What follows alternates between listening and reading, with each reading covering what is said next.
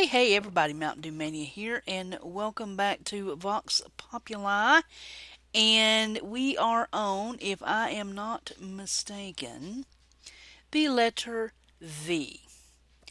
V is for vague or vagueness. And I really struggled trying to pick a V. I had to fight myself not to talk about voting, since that is the big topic that is on everybody's mind if you're from the U.S., and I'm sure other countries are watching closely. And then I thought to myself, you know what? Actually, I think the vagueness will kind of tie into the voting. So I went with vagueness. And if you're wondering what vague means, the handy dandy dictionary says that it is not clearly, explicitly stated or expressed. I'm sure you've heard somebody be vague about something. And if you follow politics in any way, be it national, local, whatever, ours, yours, somebody's, you have heard some vague statements. And that's why I finally decided on vague versus voting. Um, my daddy always told me, because if you can't be kind, at least have the decency to be vague. It's, I don't know what happens with politicians this time of year, or this, when election comes up. Because what starts out as a a really strong platform of, issues, beliefs, what am I going to do for you, what am I going to do for this country, blah, blah, blah, quickly turns into just the blah, blah, blah. It goes from precise numbers and reasoning to some of the most vague, unattached, just rambling that I have ever in my life heard. This year seems to be worse than any of the combined last 25 years, in my just no account humble opinion. I have never heard such vagueness. I mean, it is absolutely ridiculous. It's, I mean, it's easy, um, in my opinion, to be certain about things that you're saying, statements that you make, things that you stand behind or stand for. I don't really understand why it is a problem to state these things positively to whoever you are talking to. Um, I believe in 1, 2, 3 and ABC. I want to show you why you should believe in ABC and 1, 2, 3. Um, I think it would be fair to do this. I think it would benefit everybody to do that. This is what I stand for. End of discussion. Um, why do people, if it's that easy to be certain, then, I mean, why are people so vague about what they stand for or what they believe in? Why is it such a hard thing to make a strong statement about something and stick with it? I mean, why is this even an issue? Why do I have to listen to grown people make a bold, strong statement, and then the next time I see said people, they are backpedaling so hard they're running backwards, uphill, fast?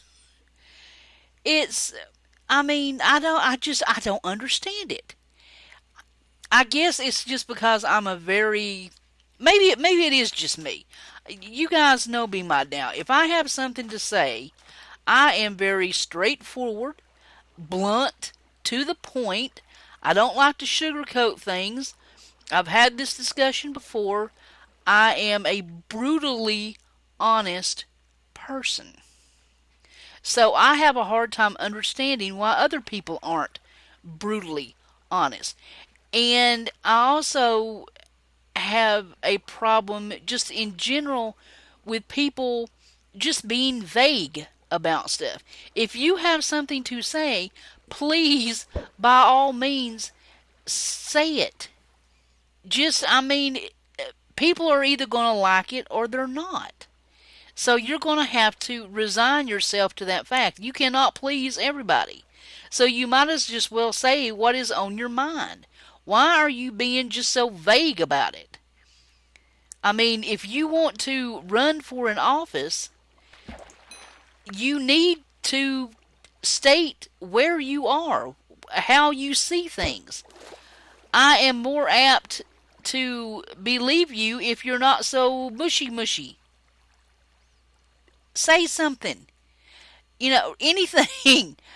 It just I don't understand how such important things as the future of our country to you just you have to mumble under your breath and just be vague about where you stand. Because that is telling me, well, as soon as you get in office, you're going to change your mind.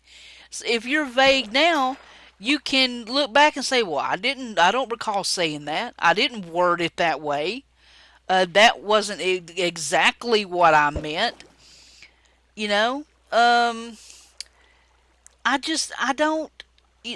don't understand it, and it's everywhere. It's not just when these candidates that are running for whatever office they are running for, be it the highest or the lowest in the nation.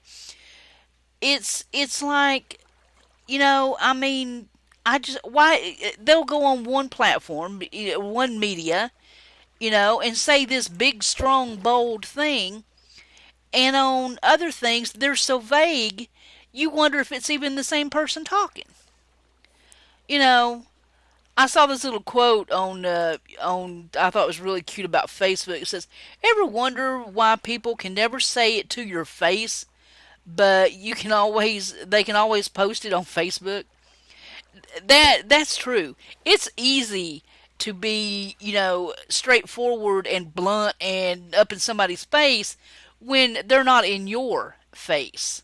So I think a lot of the media now is just its weapons.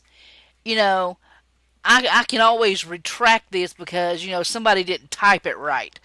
No, they twisted what was going on. How I said that. Let's get the lawyers and sue everybody. You know, I think that's seriously why some people or a lot of people are so vague. Is there's no accountability for it. You know, oh no no no, you misquoted me. That's not what I meant. And how can you tell when it's just type? It's just text. There's no substance behind that. It's just some words, and you can twist those and change them any way you want to. But I'm sure I didn't actually say that.